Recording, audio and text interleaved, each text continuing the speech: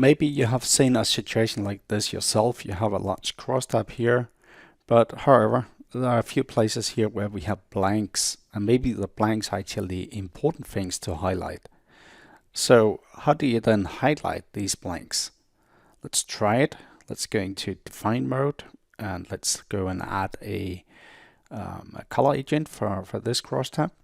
So going here, color agents. And let's just do a default one. And at first, let's just do something where we can actually see a color. So I put it in like this, value less than 5. Then change the color to this, and maybe it should be just coloring the cell background.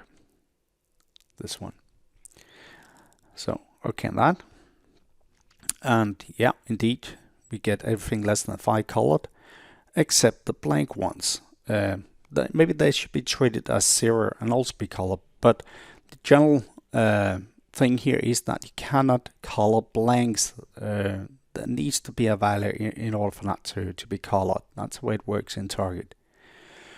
So let's see how we can do this.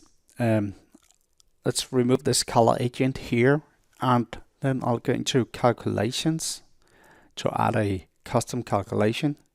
This one should be added as a new measure, as a measure next to the original measure. Now the name for this, you could put it in like number of sales again if you wanted to, but you can also put in like a couple of blanks like this. You'll see why in a minute.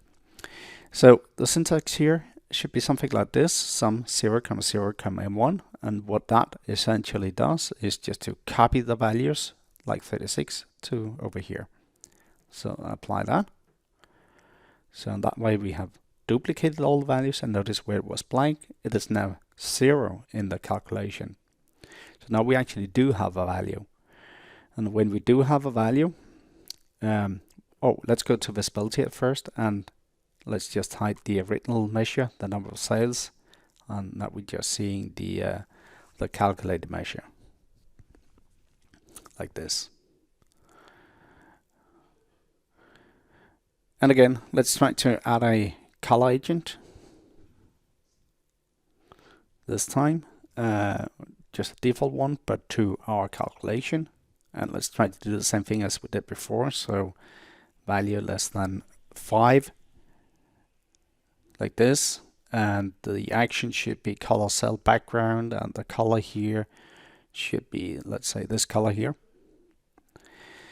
And now you can see it does color the zeros as well. And this is simply because now we do have a value here that we can color.